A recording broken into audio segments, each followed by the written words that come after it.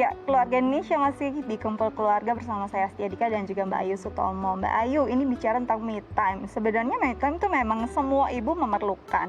Tapi kadang-kadang nih, mungkin kadang ada temanku cerita, aduh, boro-boro mikirin mau lulur deh, boro-boro mikirin ke salon deh, atau baca buku deh gitu ya. Kayaknya nggak tega banget sama anak. Dan mungkin juga kadang-kadang kita mau saja melakukan itu, tapi takut dicap kayaknya, aduh jadi ibu kok kayak egois gitu ya. Sebenarnya me time itu nggak egois kan, Mbak? Ini pertanyaan yang membutuhkan penegasan ya. Enggak egois. Pembenaran kayaknya.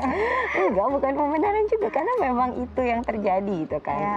Ibu itu tetaplah makhluk yang kemudian memiliki kebutuhan-kebutuhan emosi sendiri yang tetap harus dipenuhi.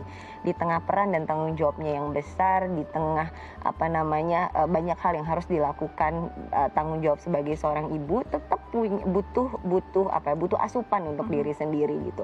Butuh untuk melakukan apa yang dia suka, butuh untuk melakukan apa yang dia senangi, sehingga akhirnya ibu merasa bisa terkoneksi baik dengan dirinya sendiri gitu. Dan ketika ibu sudah siap, merasa nyaman gitu kan, atau mungkin Dika atau keluarga Indonesia di rumah juga merasakan ketika kita moodnya enak, rasanya nyaman, kita ngobrol sama anak kan lebih enak, ngobrol sama pasangan lebih enak, relasi yang dibangun menjadi jauh lebih positif dibandingkan dengan kita memaksakan sesuatu yang kayaknya udah nggak tahan banget gitu, kemudian kita tetap paksakan untuk lakukan gitu. Itu justru lebih menyulitkan kondisinya gitu, karena nanti dipaksain ngomong sama anak tapi dalam kondisi mood yang nggak enak, yang nggak baik, itu kan justru malah menjadi relasinya jadi justru meninggalkan pesan-pesan emosi yang negatif antara ibu dengan anaknya gitu. Jadi sebetulnya penting bagi setiap ibu untuk me time. Yang nggak kalah penting adalah bagi setiap ibu untuk mengetahui kapan saya butuh me time. Nah, Mbak Ayu, kadang-kadang seorang ibu saat anaknya lahir gitu ya, apapun dia akan lakukan untuk anak. Benar. Konsep ini seperti apapun deh, pokoknya kalau memang ini yang terbaik buat anak, saya akan lakukan. Tapi sebenarnya itu apakah benar-benar yang terbaik sebenarnya? Seperti itu. Boleh, asal tidak sampai mengesampingkan apa yang menjadi juga kebutuhan psikologis dan kebutuhan mentalnya ibu gitu. Tidak mengesampingkan kesehatan mentalnya ibu gitu. Jadi memang secara naluriah akan seperti itu. Tapi jangan lupa juga bahwa ibu juga memiliki satu kebutuhan emosi juga yang harus dipenuhi.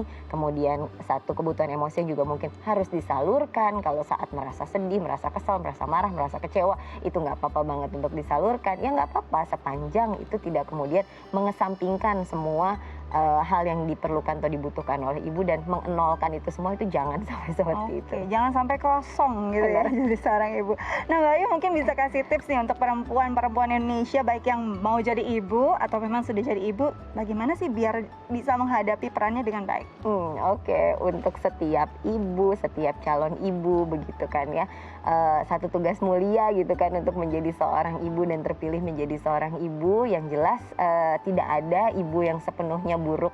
Kalaupun ada proses dalam perjalanan menjadi seorang ibu yang pada akhirnya kemudian kayak bikin salah deh, kayaknya ini nggak bener deh, ya nggak apa-apa, itu adalah proses pembelajaran sepanjang hidup, sepanjang mau belajar, kemudian memperbaiki diri, mengedukasi diri dengan hal-hal yang baik gitu, kemudian termasuk di dalamnya dalam mengasuh anak, membesarkan anak, berkomunikasi dengan pasangan, ya nggak apa-apa, karena memang tidak ada perjalanan yang benar-benar sempurna gitu, beres, nggak ada masalah apapun. Ada masalah nggak apa-apa, diperbaiki, besok dicoba lagi dengan lebih baik gitu. Nggak usah terlalu terbebani dengan konsep wah ibunya harus sempurna, harus bagus gitu kan ya, karena sebetulnya nggak ada itu semua gitu. Semua prosesnya berjalan dan kemudian salah diperbaiki dan menjadi lebih baik lagi seperti itu. Karena ibu juga manusia. Bener. Itu dia ya, Mbak Ayu.